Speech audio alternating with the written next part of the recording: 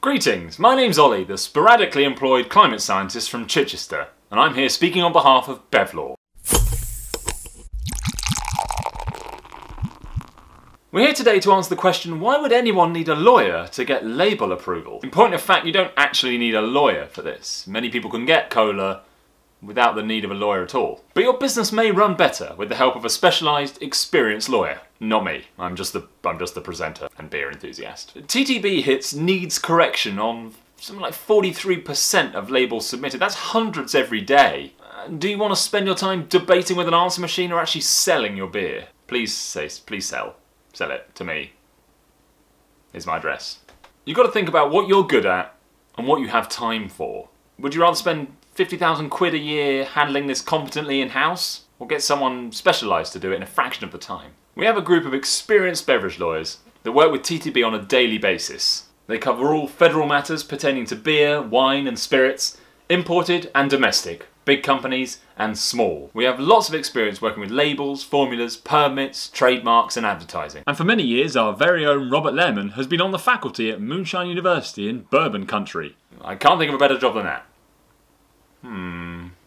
Bra fitter. It's bra fitter. We usually know when your label is right and when it needs to be revised. And we usually know this on day one, compared with weeks of waiting for a federal department to decide. You can usually reach a live person at our firm, compared with the TTB where it can sometimes be quite difficult to speak to someone in some departments. A large number of needs corrections or rejections lean towards overcautious, inconsistent and even wrong. Do you know which is which? No.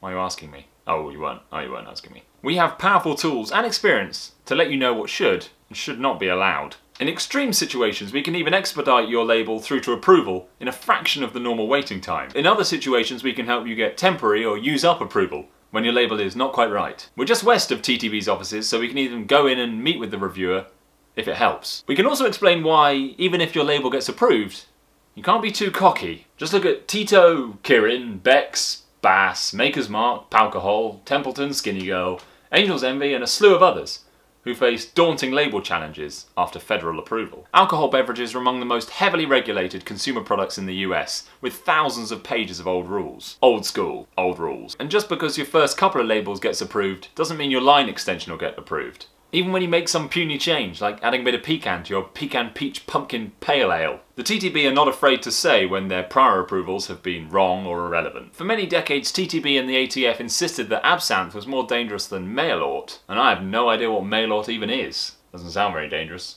And for a long time the government wouldn't even allow alcoholic content or terms such as refreshing or even sparkling liqueur on labels. Along with Kubler, Lucid and the Swiss Embassy, we helped legalise absinthe in the US in 2007, so we can probably help with your labels. Go ahead, just send us one of your labels by email and we can start a discussion. If you want to find more information you can visit our blog, or just give us a ring if you want to chat. That's all for now. I've been Ollie and I'll see you next time. Or at the pub. Almost certainly at the pub.